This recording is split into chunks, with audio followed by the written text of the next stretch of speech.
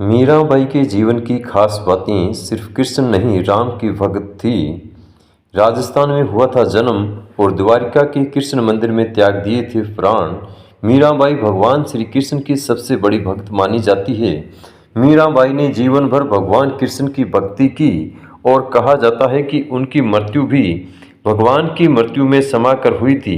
मीराबाई की जयंती पर कोई ऐतिहासिक रिकॉर्ड तो नहीं, लेकिन हिंदू चंद्र कैलेंडर के अनुसार शरद पूर्णिमा के दिन को मीराबाई की जयंती के रूप में मनाया जाता है। मीराबाई के जीवन से जुड़ी कई बातों को तो आज भी रहस्य माना जाता है। गीता प्रेस गोरखपुर की पुस्तक भगत श्रीताग के अनुसार मीराबाई के जीवन और मृत्यु से जुड़ी कुछ बातें बताई गई हैं। मीराबाई जोधपुर राजस्थान के मेड़वा राजकुल की राजकुमारी थी। मीराबाई मेड़ता महाराज के छोटे भाई रतन सिंह की एकमात्र संतान थी। मीरा जब केवल 2 वर्ष की थी, उनकी माता की मृत्यु हो गई। इसलिए इनके दादा राव दूधा उन्हें मेड़ता ले आए और अपनी देखरेख में उनका पालन पोषण किया। मीराबाई का जन्म 1498 के लगभग हुआ था।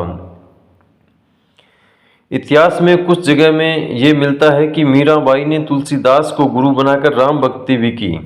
कृष्ण भक्त मीरा ने राम भजन भी लिखे, हालांकि इसका स्पष्ट उल्लेख कहीं नहीं मिलता। लेकिन कुछ इतिहासकार ये मानते हैं कि मीराबाई और तुलसीदास के बीच पत्रों के जरिए संवाद हुआ था। माना जाता है मीराबाई ने तुलसीदास जी को पत्र लिखा था। उनके घर वाले उन्हें कृष्ण की भक्ति नहीं करने देते। श्री कृष्ण को पाने के लिए मीराबाई ने अपने गुरु तुलसीदास से उपाय मांगा।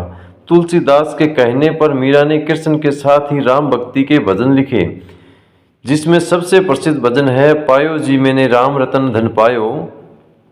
जोधपुर के राठौड़ रतन सिंह की इकलौती पुत्री मीराबाई का मन बचपन से ही कृष्ण भक्ति में रम गया था। मीराबाई के बालमन से ही कृष्ण की छवि बसी थी, इसलिए यौवन से लेकर मृत्यु तक उन्होंने कृष्ण को ही अपना सब कुछ माना। उनका कृष्ण प्रेम बचपन की एक घटना की वजह से अपने चरम पर पहुंचा था। बाल्यकाल में एक दिन उनके पड़ोस में किसी धनवान व्यक्ति के यहाँ बारात आई थी। सभी स्त्रियां छत पर खड़ी होकर बारात देख रही थी। मीराबाई भी बारात देखने के लिए छत पर आ गई। बारात को देख मीरा ने अपनी माता से पूछा कि मेरा दूल्हा कौन है। इस पर मीराबाई की माता ने उपहास में ही भगवान श्री कृष्ण की मूर्ति की तरफ इशारा करते हुए कह दिया कि यही तुम्हारे दूल्हा हैं। यह बात मीराबाई ने बालमन में एक गांठ की तरह समा गई और वे कृष्ण को ही अपना पति समझने लगी।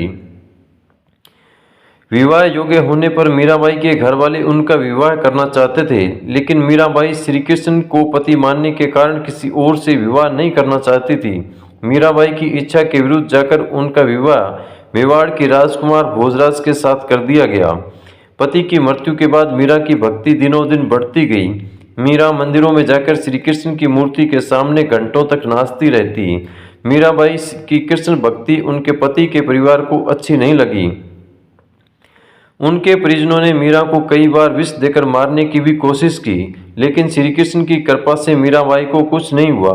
विवाह के कुछ साल बाद ही मीराबाई के पति भोजराज की मृत्यु हो गई। पति की मौत के बाद मीरा को भी भोजराज के साथ सती करने का प्रयास किया गया, लेकिन इसके लिए तैयार नहीं हुए। इसके बाद मीरा वृंदावन और फिर द्वारिका चली गई। वहां जाकर मीरा ने कृष्ण भक्ति की और जोगन बनकर साधु संतों के साथ रहने लगी। कहते हैं कि जीवन भर मीराबाई की भक्ति करने के कारण उनकी मृत्यु श्री कृष्ण की भक्ति करते हुए हुई थी। मान्यताओं के अनुसार वर्ष 1547 में द्वारका में वो कृष्ण भक्ति करते हुए श्री कृष्ण की मूर्ति में समा गई थी। मान्यता है कि मीरा पूर्व जन्म में वृंदावन की एक गोपी थी और उन दिनों वह राधा की सहेली थी। वे मन ही मन भगवान श्री कृष्ण से प्रेम करती थी। गोप से विवाह होने के बाद भी उनका लगाव श्री कृष्ण के प्रति कम न हुआ और कृष्ण से मिलने की तड़प में ही उन्होंने प्राण त्याग दिए। बाद में उसी गोपी ने मीरा के रूप में जन्म लिया। वीडियो में दी गई जानकारी अच्छी लगी हो तो हमारे चैनल को लाइक, शेयर और सब्सक्राइब जरूर करें। धन्यवाद।